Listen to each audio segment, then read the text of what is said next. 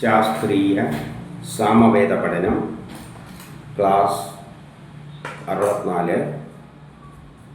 നമ്മൾ ആരണ്യക പർവ്വത്തിൽ 5-ാമത്തെ അധ്യായമായിട്ട് കണ്ഠം 5 നോക്കുന്നത്. അതിൽ 626 എന്താണ് പറയുന്നതെന്ന് നോക്കാം. അഗ്നിദേവനോട് പറയുകയാണ്, ഞങ്ങൾക്ക് ആയുസ് നൽകുന്നത് അഗ്നിയാണ്. അഗ്നി എന്ന് പറയുമ്പോൾ ഊർജമായിട്ടെടുക്കണം. ഊർജമില്ലാതെ നമുക്ക് ജീവിക്കാൻ പറ്റില്ല. എപ്പോഴാണ് നമ്മൾ മരിക്കുന്നത്? നമ്മളെ ശരീരത്തിൻ്റെ ചൂട് പോകുമ്പോൾ. ശരീരത്തിൻ്റെ ചൂട് പോകുമ്പോൾ നമ്മൾ മരിച്ചു. അപ്പം നമ്മളെ ആയുസ് ഉള്ളിടത്തോളം കാലം നമ്മളെ നിലനിർത്തുന്നത് അഗ്നി തന്നെയാണ്. നമ്മൾക്ക് ബലം മാത്രമല്ല, അന്നവും നൽകുന്നത് അങ്ങാണ്. ശക്തി കിട്ടണമെങ്കിൽ എന്ത് വേണം? ഊർജം വേണം. ഊർജം തന്നെയാണ് ശക്തി. ഭക്ഷണത്തിൽ നിന്ന് അഗ്നിയാണ് ഊർജം. അത് അന്നം കൊണ്ടെത്തിക്കാൻ. അപ്പം നമുക്ക് ശരീരത്തിന് ഊർജം കിട്ടണമെങ്കിൽ, അഗ്നി കിട്ടണമെങ്കിൽ ഭക്ഷണം കഴിക്കണം. അതാണ് അന്നം. അപ്പം അന്നവും നമുക്ക് കൊണ്ടെത്തിക്കണം. അതെല്ലാം അന്നം ഉണ്ടാകുന്നത് എങ്ങനെയാണ്? അന്നത്തിലാണ് ഊർജ്ജം അടങ്ങിയിരിക്കുന്നത്. ചെടികളിൽ സൂര്യൻ്റെ ഊർജ്ജമെല്ലാം ഉപയോഗിച്ചിട്ടാണ് അന്നം ഉണ്ടാകുന്നത്. അപ്പോൾ എല്ലാത്തിൻ്റെ പിന്നിലും അഗ്നി തന്നെയാണ്. ദുഷ്ടന്മാരിൽ നിന്നും നമ്മൾ അവരെ നമ്മിൽ നിന്നും ദൂരേക്ക് അകറ്റുക. ദുഷ്ടന്മാരെ നമ്മളിൽ നിന്നും ദൂരേക്ക് അകറ്റുക. ദുഷ്ടന്മാരെന്ന് പറഞ്ഞാൽ ശത്രുക്കൾ, രോഗവും എല്ലാം നമുക്ക് ദുഷ്ടന്മാരാണ്. അപ്പോൾ ഒരു ശത്രു നമ്മളോട് വരുന്നുണ്ടെങ്കിൽ, എന്തെങ്കിലും ആക്രമിക്കാൻ വരുന്നുണ്ടെങ്കിൽ നമ്മൾ ശക്തി ഉപയോഗിച്ചിട്ട് തന്നെയാണ് നേരിടുക. എന്തെങ്കിലും പട്ടിയേറ്റം വരുന്നുണ്ടെങ്കിൽ കല്ലെടുത്തിട്ട് ശക്തിയിൽ എറിയും. അപ്പോൾ ആ ശക്തി ആരാണ് തരുന്നത്? ഊർജം തന്നെയാണ് തരുന്നത്, അഗ്നി തന്നെയാണ് തരുന്നത്. അപ്പം നമ്മളെ തടസ്സങ്ങളെയെല്ലാം ദൂരേക്ക്, പ്രതിബന്ധങ്ങളെയെല്ലാം ദൂരേക്ക് മാറ്റാൻ അഗ്നി അത്യാവശ്യമാണ്. 627 എന്താ പറയുന്നതെന്ന് വെച്ചാൽ, സൂര്യനാണ് ദിവ്യത നിറഞ്ഞ സൂര്യൻ. സൂര്യനിലാണ് എല്ലാ ദിവ്യതയും നിറഞ്ഞു നിൽക്കുന്നത്. അതെന്ത് ചെയ്യുന്നു? യജ്ഞകർത്താവിന് വേണ്ടി ആയുസ് നൽകുന്നു. നമുക്ക് ആയുസ് കിട്ടുന്നത് എവിടെ നിന്നാണ്? ഊർജത്തിൽ നിന്നാണ്. ഊർജം എവിടെ നിന്നാണ് വരുന്നത്?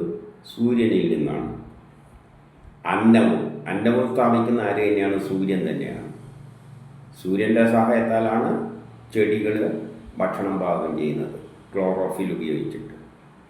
അപ്പം നമുക്ക് അന്നം നൽകുന്നതും സൂര്യനാണ്. അത് സോമം നുകരട്ടെ. സോമം നുകരുക എന്ന് പറഞ്ഞാൽ അത് സോമം നുകരുന്നിട്ടാണ് നമുക്ക് ഊർജം തരുന്നത്. സൂര്യനിൽ എന്തെല്ലോ കത്തുന്നുണ്ട്. ആ കത്തുന്നതിൽ അതാണ് സോമം, അതിൻ്റെ സോമം. സൂര്യനിലുള്ള കത്തുന്ന വസ്തുവാണ് അതിൻ്റെ സോമം. അത് നുകർന്നിട്ട് നമുക്ക് ഊർജം തരുന്നു. സൂര്യൻ എന്ത് ചെയ്യുന്നു? ഈ ലോകത്തെ അതിൻ്റെ ജ്വാലകളാൽ ആണ് പരിപാലിക്കുന്നത്. ജ്വാല എന്ന് പറഞ്ഞാൽ പ്രകാശം. സൂര്യൻ്റെ പ്രകാശം, സൂര്യനിൽ നിന്ന് വരുന്ന രശ്മികൾ, അതിൽ പ്രകാശമുണ്ട്, ചൂടുണ്ട്. അതെല്ലാം തന്നെയാണ് നമ്മളെ പരിപാലിക്കുന്നത്. പിന്നെ സൂര്യനിൽ നിന്നുള്ള ആകർഷണ ബലവും നമ്മുടെ നാഡികളിലൂടെ ആക്ട് ചെയ്യുന്നുണ്ട്. പ്രജകൾക്ക് വർഷമുണ്ടാക്കുന്നതും സൂര്യനാണ്. വർഷം എന്ന് പറഞ്ഞാൽ പല ഋതുക്കൾ ഉണ്ടാക്കുന്നതായിട്ട് എടുക്കാം, വലിയ മഴയുണ്ടാക്കുന്നതായിട്ട് എടുക്കാം. മഴ പെയ്യുന്നത് എങ്ങനെയാണ്? സൂര്യൻ തന്നെയാണ്. ഭൂമിയിലുള്ള വെള്ളത്തെ ചൂടുള്ളപ്പോൾ അങ്ങോട്ടേക്ക് എത്തിക്കും. പിന്നെ ഒരു കാലം തിരിച്ച് ഭൂമിയിലേക്ക് മഴയായിട്ട് പെയ്യിക്കും. പിന്നെ വർഷങ്ങൾ, ഋതുക്കളെല്ലാം ഉണ്ടാകുന്നത് സൂര്യനും ഭൂമിയും തമ്മിലുള്ള അകലം ആശ്രയിച്ചാണ്. അത് വൈശിഷ്ട്യത്തോടെ പ്രകാശിക്കുന്നു. അതുപോലെ തന്നെ എല്ലാറ്റിനെയും പ്രകാശിപ്പിക്കുകയും ചെയ്യുന്നു. നമ്മളിലുള്ള ചൈതന്യമെല്ലാം സൂര്യനിൽ നിന്ന് കിട്ടിയതാണ്. ഇനി 628 പറയുന്നത്, കിരണങ്ങളാൽ ചുറ്റപ്പെട്ട് കിടക്കുന്ന ദേവതകൾ, മിത്രവരുണന്മാരെല്ലാം അഗ്നി. സൂര്യൻ്റെ കിരണമനുസരിച്ചാണ് അനുകൂലമായ സാഹചര്യങ്ങളെല്ലാം പ്രപഞ്ചത്തിലുണ്ടാകുന്നത്. സൂര്യനും ഭൂമിയും തമ്മിലുള്ള അകലമനുസരിച്ചാണ് ഋതുക്കൾ ഉണ്ടാകുന്നത്. ഇപ്പം പല സീസൺസ് നമുക്ക് തരുന്നു. ഇതെല്ലാം അതിലൂടെ സൂര്യനിൽ നിന്ന് വരുന്ന ഊർജം, അഗ്നി നമുക്ക് ആവശ്യമാണ്, പ്രകാശം നമുക്ക് ആവശ്യമാണ്, അവയുടെ ആകർഷണ ബലമെല്ലാം നമുക്ക് ആവശ്യമാണ്. അതെല്ലാം നമ്മളെ നാഡികളിലൂടെ നമ്മൾ നിയന്ത്രിക്കുന്നുണ്ട്. അപ്പം അതെല്ലാം കൂടിയിട്ടാണ് മിത്രനും വരുണനും അഗ്നിദേവന്മാർക്കെല്ലാം പ്രചോദനം നൽകുന്നത്. സൂര്യനിൽ നിന്നാണ് ഇതിനെല്ലാം, എല്ലാ ദേവതകളും സൂര്യനെ ആശ്രയിച്ചാണ് നിലനിൽക്കുന്നത്. അതെന്ത് ചെയ്യുന്നു? എല്ലാ ലോകങ്ങളെയും അത് പ്രകാശിപ്പിച്ചിട്ട് പൂർണ്ണമാക്കുന്നു. ലോകങ്ങളെല്ലാം ഇപ്പം ഭൂമിയാകുന്നത് സൂര്യനുള്ളത് കൊണ്ടാണ്. സൂര്യൻ്റെ വെളിച്ചം കിട്ടുന്നത് കൊണ്ടാണ്, ചൂട് കിട്ടുന്നത് കൊണ്ടാണ്, ഋതുക്കൾ ഉണ്ടാകുന്നത് കൊണ്ടാണ്. അപ്പം അതേപോലെ എല്ലാ ലോകങ്ങളെയും, 3 ലോകങ്ങൾ, ദ്വിലോകങ്ങൾ, അന്തരീക്ഷം, ഭൂമി, മറ്റുള്ള എല്ലാ സ്ഥലങ്ങളും എല്ലാം അത് പ്രകാശിപ്പിക്കുന്നു. അതിൽ നിന്നാണ് ജീവാത്മാവും ഉത്ഭവിക്കുന്നത്. നമ്മുടെ ഉള്ളിലുള്ള ആത്മാവും സൂര്യനുമായിട്ട് ബന്ധപ്പെട്ട് കിടക്കുകയാണ്. സൂര്യനിൽ നിന്നാണ് നമ്മളിൽ നാഡീനരമ്പുകളിലൂടെ നമ്മളിൽ ഞാനെന്ന വികാരമുണ്ടാക്കുന്ന ആത്മാവ് ഉണ്ടാകുന്നത്. സൂര്യനാണ് ഞാനെന്ന ചിന്തയുണ്ടാക്കുന്നത്. നമ്മുടെ ജീവാത്മാവിൻ്റെ നിലനിൽപ്പും സൂര്യൻ്റെ ആ ആകർഷണ ബലത്തിൽ നിന്നാണ് സംജാതമാകുന്നത്. ഇനി 629 പറയുകയാണ്, എല്ലായിടവും സഞ്ചരിച്ചു കൊണ്ടിരിക്കുന്ന സൂര്യൻ ഭൂമി എല്ലായിടവും തേജസ് പരത്തിക്കൊണ്ട് സഞ്ചരിക്കുകയാണ്. രാവിലെ ഉദയമാകുന്നത് മുതൽ ഉദയത്തിൽ കിഴക്കുദിച്ചിട്ട് പിന്നെ സഞ്ചരിക്കുകയാണ്. ആ സഞ്ചരിക്കുന്നതനുസരിച്ച് ഭൂമിദേവിയുടെ, അമ്മയായിരിക്കുന്ന ഭൂമിയെ സന്തോഷിപ്പിക്കുന്നു എന്ന് പറഞ്ഞാൽ, സൂര്യൻ ഉദിച്ചു കഴിഞ്ഞിട്ട് ഓരോ സമയവും ഭൂമിയുടെ ഓരോ ഭാഗത്തും തേജസ്സും പ്രകാശവും എല്ലാം, ഊർജവും എല്ലാം നൽകിക്കൊണ്ട് ഭൂമി എല്ലാ ജീവജാലങ്ങളുടെയും അമ്മയായിരിക്കുന്ന ഭൂമിയെ, ജീവജാലങ്ങളെല്ലാം നിലനിൽക്കുന്നത് ഭൂമിയിലാണ്. അപ്പം ജീവജാലങ്ങളുടെ എല്ലാം അമ്മയായ ഭൂമിയെ സന്തോഷിപ്പിച്ചുകൊണ്ട് സൂര്യൻ ഉദിക്കുന്ന പ്രഭാതത്തിൽ ഉദിച്ച് അങ്ങനെ സഞ്ചരിക്കുകയാണ്. ഭൂമിയെ സന്തോഷിപ്പിച്ചുകൊണ്ട് കിഴക്കുദിച്ചിട്ട് അങ്ങനെ ലോകത്തെ എല്ലാ ലോകങ്ങളെയും അന്തരീക്ഷത്തിലെ എല്ലാം പരിപാലിക്കുകയും ചെയ്യുന്നു. അത് മഹനീയമായ വേഗമാർന്നതാണ്. വളരെ വേഗത്തിലാണത് സഞ്ചരിക്കുന്നത്. ഇനി 630. ഈ സൂര്യ തേജസ്സാണ് നമ്മളെ പ്രാണനെന്ന നിലയിൽ 5 തരം പ്രാണങ്ങൾ നമ്മളെ ശരീരത്തിൽ മുഖ്യമായ 5 പ്രാണനുണ്ട്. ഈ പ്രാണനെല്ലാം വായുവിൽ നാഡികളിലൂടെ സഞ്ചരിക്കുന്നതിനാണ് പ്രാണൻ എന്ന് പറയുന്നത്. സിഗ്നൽ സിസ്റ്റമാണ്. നമ്മുടെ നാഡികളാണ് നമ്മളെ ശരീരത്തെ വർക്ക് ചെയ്യിക്കുന്നത്. നാഡികളിലൂടെ സഞ്ചരിക്കുന്ന ആ പ്രാണനെയാണ്, മുഖ്യമായ 5 പ്രാണനെയാണ് ഇവിടെ ഉദ്ദേശിക്കുന്നത്. അതെല്ലാം സൂര്യനിൽ നിന്നാണ് തേജസ് ഉൾക്കൊണ്ടുകൊണ്ട് നമ്മുടെ ശരീരത്തിലൂടെ പ്രവഹിക്കുന്നത്. മുഖത്തിലേക്ക് എത്തിച്ച് അധോമുഖമാക്കിയത്. അതിനുശേഷം ശരീരത്തിൻ്റെ ഉള്ളിൽ മുഖ്യ പ്രാണരൂപമായി നിലനിൽക്കുന്നു. നമ്മുടെ ഉള്ളിലുള്ള പ്രാണനായി നിലനിൽക്കുന്നത് ആ സൂര്യനാണ്. സൂര്യനിൽ നിന്നുള്ള ബലങ്ങളാണ് നമ്മളെ നാഡികളിലൂടെ ആക്ട് ചെയ്യുന്നത്. അത് 5 പ്രാണങ്ങളായിട്ട്, പ്രാണൻ, അപാനൻ, സമാനൻ, വ്യാനൻ എന്നെല്ലാം പറഞ്ഞുകൊണ്ട്, ഉദാനൻ എന്നെല്ലാം പറഞ്ഞുകൊണ്ട് പ്രധാനപ്പെട്ട 5 നാഡികളിലൂടെ 5 തരം വായുകളാണ് നമ്മുടെ ശരീരത്തെ നിയന്ത്രിക്കുന്നത്. ഇതെല്ലാം സൂര്യനിൽ നിന്നുള്ള പ്രേരണകളാലാണ് സഞ്ചരിക്കുന്നത്. അതാണ്, ഈ സൂര്യൻ തന്നെയാണ് അന്തരീക്ഷത്തെയെല്ലാം പ്രകാശിപ്പിക്കുന്നത്. ഇനി 631. ഈ സൂര്യ തേജസ്സാണ് ഒരു ദിവസത്തിലെ ആദ്യത്തെ 30 നാഴിക വരെ സ്വകിരണങ്ങളാൽ വൈഷ്ഠ്യതയോടെ നമ്മുടെ ഭൂമിയെ പ്രകാശിപ്പിക്കുന്നത്. 30 നാഴിക എന്ന് പറഞ്ഞാൽ 12 മണിക്കൂർ. അതായത് പകല് ഭൂമിയുടെ ഒരു ഭാഗം നമ്മുടെ ഭാഗത്ത് പ്രകാശിപ്പിക്കുന്നു. എല്ലാ തേജസ്സും നൽകിക്കൊണ്ട് 30 നാഴിക നമുക്ക് പ്രകാശം ചൊരിഞ്ഞുകൊണ്ടിരിക്കുന്നു. അതായത് പകല്. അപ്പോൾ വേദവാണി എന്ന് പറഞ്ഞാൽ വേദത്തിലുള്ള ശാസ്ത്ര തത്വങ്ങളെല്ലാം പ്രത്യേക തരത്തിൽ സൂര്യന് വേണ്ടി ഭാവത്തിലും ധരിക്കുന്നു. അതായത് അപ്പോഴാണ് പ്രപഞ്ചത്തിലെ എല്ലാ ആക്ടിവിറ്റിയും നടക്കുന്നത്. അതെല്ലാം വേദവുമായിട്ട് ബന്ധപ്പെട്ടിട്ട് വേദശാസ്ത്രങ്ങളിൽ വിസ്തരിച്ച് പറഞ്ഞിട്ടുണ്ട്. സൂര്യൻ എങ്ങനെയാണ് ഭൂമിക്ക് അഭിമുഖമായി നിൽക്കുമ്പോൾ, അതായത് പകല് നമ്മളെ സ്വാധീനിക്കുന്നതെന്നെല്ലാം വേദത്തിലൂടെ വിസ്തരിച്ച് പറഞ്ഞിട്ടുണ്ട്. ഇനി 632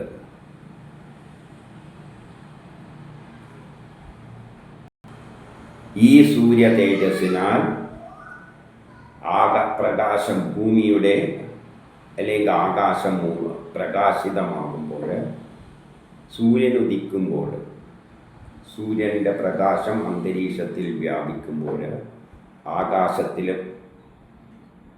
പ്രകാശം ചൊരിയുമ്പോൾ കള്ളന്മാർ ഓടിയൊടുക്കുന്നത് പോലെ ഇരുട്ട് അപ്രത്യക്ഷമാകുന്നു. കവിഭാവനയിൽ പറയുന്നതാണ്. സൂര്യൻ വരുമ്പോൾ കള്ളന്മാർ ഓടി ഒളിക്കുന്നിട്ട് രാത്രിയിലേക്ക് എവിടെയും പോയി ചുരുണ്ടുപോകും. രാത്രി എന്നിട്ടാണ് ഇറങ്ങി വരിക. കള്ളന്മാർ ഇരുട്ടിലേക്ക് മടങ്ങും സൂര്യൻ വരുമ്പോൾ. അതുപോലെ നക്ഷത്രങ്ങളും രാത്രിയോടൊപ്പം ചേർന്ന് മടങ്ങുന്നു. അതായത് നക്ഷത്രങ്ങളിൽ നമുക്ക് സൂര്യപ്രഭയിൽ കാണാൻ പറ്റുന്നില്ല. ഈ പറഞ്ഞതിൻ്റെ അർത്ഥം നക്ഷത്രങ്ങൾ ഇല്ലാതെ കൊണ്ടല്ല, സൂര്യൻ്റെ പ്രഭ വരുമ്പോൾ അത് മറഞ്ഞു നിൽക്കുന്നതാണ്. കള്ളന്മാർ മറഞ്ഞു നിൽക്കുന്ന പോലെ. അല്ലാതെ നക്ഷത്രങ്ങൾ ഇല്ലാതാകുന്നില്ല, സൂര്യൻ്റെ പ്രഭയിൽ മറഞ്ഞു നിൽക്കുന്നു. അപ്പം ആകാശത്തിൽ പകല് നമുക്ക് തോന്നും നക്ഷത്രങ്ങളൊന്നുമില്ല. എല്ലാം ഇഷ്ടംമാതിരി നക്ഷത്രങ്ങൾ പകലും ഉണ്ട്. പക്ഷെ കള്ളന്മാരെ പോലെ അവർ മറഞ്ഞു നിന്നിട്ട് രാത്രി പുറത്ത് വരികയാണ്. അല്ലാതെ നക്ഷത്രങ്ങളില്ലാത്ത ഇതാണെന്ന് ചിന്തിക്കരുത്. ഇനി 633 മനോഹരമായി തിളങ്ങുന്ന അഗ്നിയെപ്പോലെ. അഗ്നി എന്താണ് ചെയ്യുന്നത്? നമ്മളിപ്പോൾ ഒരു വിളക്ക് കത്തിച്ച് വെച്ച് കഴിഞ്ഞാൽ വസ്തുക്കളെ കാണാൻ പറ്റും. അതുപോലെ സൂര്യൻ്റെ തേജസ് എല്ലാ പദാർത്ഥങ്ങളെയും ഭൂതങ്ങളെയും അതിൻ്റെ കിരണങ്ങളാൽ പ്രകാശിപ്പിക്കുന്നു.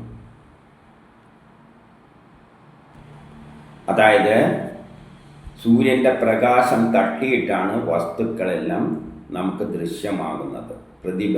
അവിടെ തട്ടിയിട്ട് പ്രതിഫലിക്കും. ആ ശാസ്ത്രമാണ് ഇവിടെ പറയുന്നത്. സൂര്യൻ്റെ ഒരു വിളക്കിൽ നിന്നുള്ള വെളിച്ചം വസ്തുക്കളെ പ്രകാശിപ്പിക്കുന്നത് പോലെയാണ് സൂര്യൻ്റെ പ്രകാശമാണ് ഈ ഭൗതിക വസ്തുക്കളെ എല്ലാം പ്രകാശിപ്പിക്കുന്നത്, നമുക്ക് കാണാൻ സഹായിക്കുന്നത്. അങ്ങനെ അത് ജഗത്തിലെ എല്ലാത്തിനെയും പ്രകാശപൂരിതമാക്കുന്നു. അപ്പം സൂര്യൻ്റെ വെളിച്ചം തട്ടിയിട്ടാണ് എല്ലാ വസ്തുക്കളും, ഇതെല്ലാം ചെറിയ ക്ലാസ്സിൽ പഠിക്കുന്നത് തന്നെയാണ്, പ്രകാശിതമാകുന്നത്. ഇനി 634 സൂര്യൻ്റെ തേജസ് പ്രകാശം എല്ലാ മാർഗങ്ങളെയും തെളിച്ചു കൊണ്ടുപോവുകയാണ്. സൂര്യൻ്റെ പ്രകാശം നമുക്ക് വഴി കാണിച്ച്, ടോർച്ച് നമുക്ക് വഴി കാണിച്ച് തരുന്നത് പോലെ തന്നെയാണ് സൂര്യൻ നമ്മളെ നാഡികളിലൂടെ എന്ത് ചെയ്യുന്നുണ്ട്? നമ്മളെ മുന്നോട്ടേക്ക് നയിച്ചു കൊണ്ടുപോകുന്നുണ്ട്. അത് നമ്മൾ അറിയുന്നില്ല. സൂര്യൻ്റെ ചലനമനുസരിച്ചാണ് നമ്മളും ചലിക്കുന്നത്. നമ്മളെ മുന്നോട്ടേക്ക് നമ്മളെ മനസ്സിലൂടെ, നമ്മളെ നാഡികളിലൂടെ നമ്മളെ ചലനത്തിന് പ്രേരിപ്പിക്കുന്നതും സൂര്യനാണ്. ഏതുപോലെ? വെളിച്ചം നമ്മളെ നയിക്കുന്നത് പോലെ, വഴികാട്ടിത്തരുന്നത് പോലെ. അങ്ങനെ പാപം ഇല്ലാതാക്കുന്നതും ഈ സൂര്യൻ തന്നെയാണ്. നമ്മളെ പാപം ഇല്ലാതാകുന്നതല്ല, നമ്മളെ കഷ്ടപ്പാടെല്ലാം മാറ്റുന്നത്. നമ്മൾ കർമ്മങ്ങൾ ചെയ്യുന്നു, പാപത്തെയെല്ലാം കഷ്ടപ്പാടിനെയെല്ലാം ദൂരീകരിക്കുന്നു. അതിനുള്ള മാർഗങ്ങൾ ശാസ്ത്രത്തിൻ്റെ അടിസ്ഥാനത്തിൽ നമ്മൾ മാർഗങ്ങൾ കണ്ടെത്തിയിട്ട് മുന്നോട്ടേക്ക് പോകുന്നു. ചന്ദ്രൻ തുടങ്ങിയ ജ്യോതിഷകളുടെ കർത്താവും സൂര്യൻ തന്നെയാണ്. എല്ലാ ഗ്രഹങ്ങളും സൂര്യന് ചുറ്റാണ് നമ്മുടെ നവഗ്രഹങ്ങൾ ചുറ്റുന്നത്. അപ്പം അവയെല്ലാം നിയന്ത്രിക്കുന്നതും ആര് തന്നെയാണ്? സൂര്യനാണ്. ആ ഗ്രഹങ്ങളുമെല്ലാം നമ്മളെ സ്വാധീനിക്കുന്നുണ്ട്. പക്ഷെ അതിൻ്റെ നേതാവ് ആരാണ്? സൂര്യനാണ്. ചന്ദ്രൻ്റെ കർത്താവ് അത് തന്നെയാണെന്ന് പറയുകയാണ്. ചന്ദ്രൻ പ്രകാശിക്കുന്നത് പോലും ആരെക്കൊണ്ടാണ്? സൂര്യനെ കൊണ്ടേ ആണ്. അങ്ങനെയുള്ള സൂര്യൻ ലോകത്തിലെ എല്ലാറ്റിനെയും പ്രകാശിപ്പിക്കുന്നുണ്ട്. അത് പോന്ന വഴിയിലുള്ള എല്ലാം പ്രകാശിതമാകും. ഇനി 635. സൂര്യൻ എല്ലാവർക്കും കാണുന്നതിന് വേണ്ടി ഉദിച്ചു വരുന്നു. അതായത് സൂര്യൻ ഉദിക്കുമ്പോഴാണ് നമുക്ക് കാഴ്ച കാണാൻ പറ്റുന്നത്. സൂര്യനെ കാണാനും പറ്റുന്നത്, എല്ലാത്തിനെയും കാണാൻ പറ്റുന്നത്. അത് ദേവന്മാരുടെയും മരുത്തുക്കളുടെയും എല്ലാം അഭിമുഖമായിട്ട് പോകുന്നു. അപ്പോൾ ആകാശത്തിലെ ഈ പ്രപഞ്ചം എന്ന് പറയുന്നത് 49 മരുത്തുക്കൾ കൂടിയതാണ്. അങ്ങനെയുള്ള ഒരു മരുത്തിലാണ് നമ്മുടെ സൂര്യനും ഉള്ളത്. ഇതെല്ലാം കറങ്ങിക്കൊണ്ടിരിക്കുകയാണ്. അതുകൊണ്ടാണ് സൂര്യനും അവർക്ക് അഭിമുഖമെല്ലാമായിട്ട് പോകുന്നു എന്ന് പറയുമ്പോൾ സൂര്യനും ആകാശത്തിൽ കൂടി നമ്മളെ ഈ ഗ്രഹങ്ങളെയെല്ലാം വലിച്ചുകൊണ്ട്, നമ്മുടെ ചന്ദ്രനെയെല്ലാം വലിച്ചുകൊണ്ട്, ഭൂമിയെല്ലാം വലിച്ചുകൊണ്ട് സൂര്യൻ ഈ മരുത്തുക്കളോടൊത്തെല്ലാം കറങ്ങുന്നുണ്ട്. അതാണ് അതുകൊണ്ട് അർത്ഥമാക്കുന്നത്. അങ്ങനെ വരുമ്പോൾ മനുഷ്യന് അഭിമുഖമായിട്ടും രാവിലെ വരുന്നു. എല്ലാവർക്കും കാണുന്നതിന് വേണ്ടിയാണ് സൂര്യ തേജസ് ഉദിക്കുന്നത്. സൂര്യൻ ഉദിക്കുമ്പോൾ നമുക്ക് എല്ലാം കാണാൻ പറ്റുന്നു. ഇനി 636. എല്ലാ ശക്തികളെയും പവിത്രീകരിച്ചുകൊണ്ട് പോഷിപ്പിച്ചുകൊണ്ട് കടന്നു വരുന്നതാണ് സൂര്യൻ. സൂര്യനാണ് എല്ലാറ്റിൻ്റെ പിന്നിലുമുള്ള അടിസ്ഥാനം. അപ്പം സൂര്യൻ ഈ 7 മറ്റുള്ള ഗ്രഹങ്ങളെല്ലാം ഉണ്ടല്ലോ, ബുധൻ, ശുക്രൻ, ചന്ദ്രൻ, ഇതെല്ലാം ഭൂമി, ഇതിനെയെല്ലാം പോഷിപ്പിക്കുന്നത് സൂര്യനിൽ നിന്നുള്ള ഊർജ്ജമാണ്. അതിൻ്റെ ആകർഷണ ബലത്താലാണ്. അപ്പം എല്ലാം അതാണ് ഉത്കൃഷ്ടമായ ഗ്രഹങ്ങളാക്കി മാറ്റുന്നതിൻ്റെ പിന്നിലെല്ലാം തന്നെ സൂര്യനാണ്. അത് അങ്ങനെ സഞ്ചരിക്കുന്നു ആകാശത്തിലൂടെ. അങ്ങനെ സഞ്ചരിക്കുമ്പോൾ അത് ഭൂമിയിലുള്ള ജനങ്ങൾക്കും എല്ലാം പ്രകാശം നൽകിക്കൊണ്ട് പോവുകയാണ്. അങ്ങനെയുള്ള സൂര്യനെ നമ്മൾ എന്ത് വേണം? സ്തുതിക്കണം. ഇനി 637. സൂര്യദേവനാണ് ദിവസങ്ങളെയും രാത്രികളെയെല്ലാമായിട്ട് തിട്ടപ്പെടുത്തിയിരിക്കുന്നത്. നമുക്ക് ദിവസങ്ങളെ തിട്ടപ്പെടുത്തി തന്നു, നമുക്ക് കർമ്മം ചെയ്യാനായി ദിവസം, പകൽ. കുറേ വേറെ ജീവജാലങ്ങൾക്ക് രാത്രി തിട്ടപ്പെടുത്തി കൊടുത്തു. നമ്മളെ കൊണ്ട് കർമ്മം ചെയ്യിപ്പിക്കുമ്പോൾ അവയെല്ലാം പോയി കിടന്നുറങ്ങും. നമ്മൾ രാത്രി കിടന്നുറങ്ങാൻ പോകുമ്പോൾ അവയെല്ലാം ആക്റ്റീവായിട്ട് പുറത്തേക്ക് വരും. അങ്ങനെ എല്ലാ ജീവജാലങ്ങൾക്കും രാത്രിയും പകലുമെല്ലാം ചിട്ടപ്പെടുത്തിക്കൊണ്ട് അവരെയെല്ലാം ദർശിച്ചും പ്രകാശിപ്പിച്ചുകൊണ്ടും വിസ്തൃതമായി ഈ ലോകത്തിലൂടെയും അന്തരീക്ഷത്തിലൂടെയും എല്ലാം ഉദയം ചെയ്തുകൊണ്ട് സഞ്ചരിച്ചു കൊണ്ടിരിക്കുകയാണ്. ഇനി 638. എല്ലാ മഹിമകളോടും കൂടിയ സൂര്യൻ തൻ്റെ രഥത്തിൽ 7 പെൺകുതിരകളെ കൂട്ടിയിട്ടുണ്ട് എന്ന് പറയുകയാണ്. ഏതാണ് ഈ പെൺകുതിരകൾ? നമ്മൾ 7 തരത്തിൽ അതിനെ കാണാം. ഒന്നിക്കൽ സൂര്യ വെളിച്ചത്തിൽ 7 നിറങ്ങളുണ്ട്. ഇവിടെ അതല്ല ഉദ്ദേശിക്കുന്നത്. സൂര്യൻ്റെ രഥം എന്ന് പറയുമ്പോൾ സൂര്യന് ചുറ്റും 7 കുതിരകൾ വലിച്ചു കൊണ്ടുപോകുന്നുണ്ട്. അത് മറ്റുള്ള 7 ഗ്രഹങ്ങളാണ്. ബുധൻ, ശുക്രൻ, ഭൂമിനെയും പെടുത്താം. ബുധൻ, ശുക്രൻ, ഭൂമി, ചൊവ്വ, വ്യാഴം, ശനി, മറ്റുള്ളതിനൊന്നും എടുക്കില്ല. പിന്നെ ചന്ദ്രനെയും കൂടി എടുക്കും. അപ്പം 7. ഇതിനെ 7 പെൺകുതിരകളായിട്ട് ചിത്രീകരിക്കുകയാണ്. രഥത്തിൽ കൂട്ടിയിരിക്കുകയാണ് സൂര്യനെ വലിച്ചു കൊണ്ടുപോകാൻ. എന്നിട്ട് ഈ സൂര്യൻ ആകാശത്തിലൂടെ മരുത്തുക്കളുടെ എല്ലാം അടുത്തുകൂടെ സഞ്ചരിക്കുന്നു. സൂര്യന് ഈ ഗ്രഹങ്ങളെല്ലാം കൂടി സഞ്ചരിക്കുന്നുണ്ട്. അപ്പോൾ ആ പോകുമ്പോൾ എങ്ങനെയിരിക്കും? നടുവിൽ സൂര്യൻ ഇരിക്കുന്ന 7 കുതിരകൾ വലിച്ച് ആകാശത്തോട്ട് പോവുകയാണ്, അനന്തമായ ആ വഴിയിലൂടെ. അങ്ങനെയാണ് അത് യാഗങ്ങളെ സമീപിക്കുന്നത് നമ്മൾ. എന്നിട്ടാണ് നമ്മുടെ എല്ലാ കർമ്മങ്ങളെ അതിനനുസരിച്ച് ബന്ധിപ്പിച്ചിട്ടാണ് പ്ലാൻ ചെയ്ത് വെച്ചിരിക്കുന്നത്. അതിൻ്റെ ചലനം അനുസരിച്ചാണ് നമ്മളും ചലിക്കുന്നത്, നമ്മളും കർമ്മം ചെയ്യുന്നത്. ഇനി 639. ഈ സൂര്യന് വേണ്ടിയാണ് ഈ കഴിവുള്ള കുതിരകളെയെല്ലാം അതോട് ബന്ധിപ്പിച്ചിരിക്കുന്നത്. ഈ രഥത്തിൽ കുതിരകളും എല്ലാം നമ്മളെ ജീവിതത്തെ സ്വാധീനിക്കുന്നുണ്ട്. നമുക്കറിയാലോ, ചന്ദ്രനും എല്ലാം നമ്മളെ ഭൂമിയെ സ്വാധീനിക്കുന്നില്ലേ? ചന്ദ്രൻ ഒരു പ്രത്യേക തരത്തിൽ വരുമ്പോൾ ഭൂമിയിലുള്ള വെളുത്ത വാവിന് ജലം ഉയരുകയും താഴുകയെല്ലാം ചെയ്യുന്നില്ലേ? വാവും നാളില്ലല്ലോ. അപ്പം ചന്ദ്രനും എല്ലാം നമ്മളെ ഗ്രഹങ്ങളും എല്ലാം നമ്മളെ സ്വാധീനിക്കുന്നുണ്ട്. അപ്പം ഇതെല്ലാം ആർക്ക് വേണ്ടിയാണ്? സൂര്യൻ്റെ നേതൃത്വത്തിലാണ്, സൂര്യന് വേണ്ടിയാണ് ഈ ഗ്രഹങ്ങളുമെല്ലാം പെൺകുതിരകളായിട്ട് ഇതിൻ്റെ രഥം വലിച്ചുകൊണ്ട് സഞ്ചരിക്കുന്നത്. അങ്ങനെ ഈ കുതിരകളെല്ലാം കൂട്ടിക്കെട്ടിയിരിക്കുന്ന ആ രഥത്തിൽ ഇരുന്നു കൊണ്ടാണ് സൂര്യൻ തിളങ്ങുന്നത്. ഇനി നമ്മൾ